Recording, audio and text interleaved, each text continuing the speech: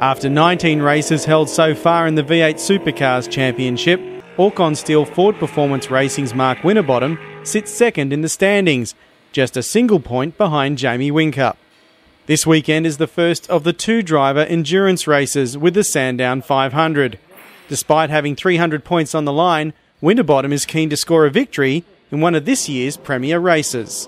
When you look at these endurance races, there's a lot of prestige and pride, so you want to win Sandown, you want to win Bathurst, and you want to win the championship. So you just got to try and do the best strategy that will get you to the end. But at the moment it's worked quite well, but I want Bathurst as well, so I'll be pushing hard for that one and do what I can for the rest of the year.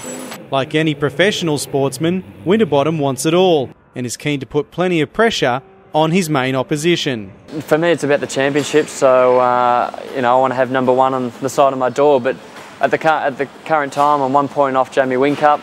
There's no doubt he's going to win races, but he may crash trying. He's very aggressive, he's all out, so my strategy is to try and win the ones I can, and when I can't win one I'll try and survive and still try and be on the podium.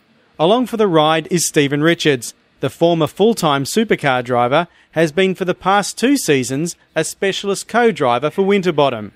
He believes the Ford Performance Racing prepared Falcon is a much better piece of machinery in 2012.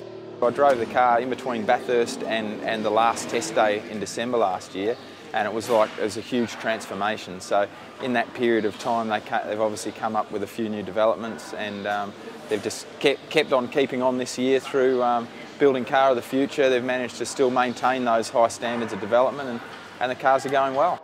The return to the 500-kilometre race at Sandown for the first time since 2007 marks the traditional build-up to Bathurst. It's a race and a track with plenty of character. Sandown seems to sit in this rain belt, and if it could be perfectly dry anywhere else in Melbourne, I guaranteed you'll get something happen at Sandown on a weekend. Hopefully not, because we like the fans to be dry, but always puts on a good race. And the format itself, and now the way with the cars running ethanol, the driver windows, it all plays out for a pretty intriguing race. All teams get their first chance to look at what lies ahead from Friday morning.